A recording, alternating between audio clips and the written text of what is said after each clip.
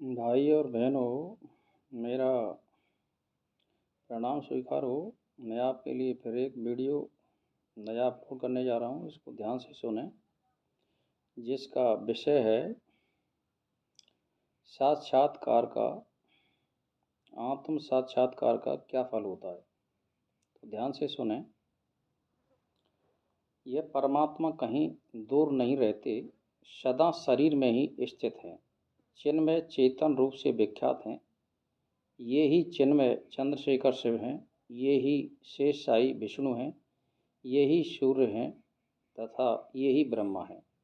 इनका साक्षात्कार हो जाने पर साधन परायण के हृदय की गांठ खुल जाती है और संपूर्ण संशय छिन्न भिन्न हो जाते हैं और संपूर्ण शुभाशुभ दैत्य कर्म नष्ट हो जाते हैं। इससे संपूर्ण दुखों की परंपरा नष्ट हो जाती है।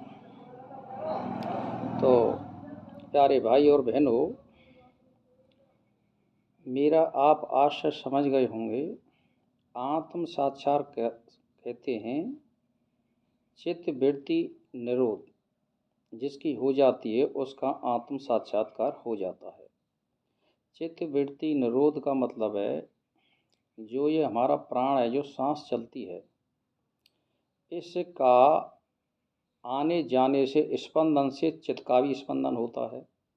तो आप प्राणायाम, योग, ध्यान, धारणा, यम और नियम करने से, सत्य का आचरण करने से और इष्ट में दृढ़ निष्ठा होने से, यानी जैसे गायत्री का इष्ट बना रखा है तो गायत्री का साक्षात्कार होगा। जिसने शिव का इष्ट बना रखा है तो शिव का साक्षात्कार होगा।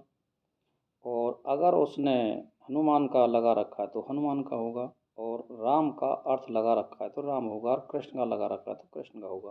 परंतु अगर हम अर्थ लगाते हैं कि हमें असली रूप का आपका साक्षात्कार यानी दर्शन चाहिए, तो आपके सामने ये आडंबर वाला जो दैत्य है वो सामने नहीं आएगा। यानी आपके सामने असली रूप, प्रकाश रूप आएगा, और उसी को आत्म साक्षात्कार शुद्ध कहते हैं।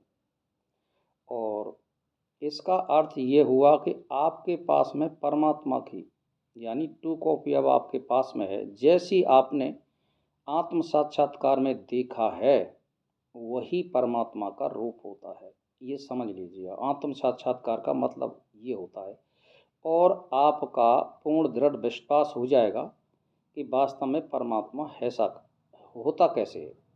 तो इसीलिए आत्म साक्षात्कार करने के लिए आप अपने भूमि को तैयार करें और इन कलेशों को मिटाएं, और जितना आपको ने भ्रम पाला हुआ है उस भ्रम को मिटाइए और ज्ञान को आगे बढ़ाइए, और सद मार्ग पर चलते हुए दूसरों को सुधारें, आप भी सुधरें, और अपने कर्मों के द्वारा अपना अगला जन्म श्रेष्ठ पावें अथवा मुक्ति की ओर बढ़ें।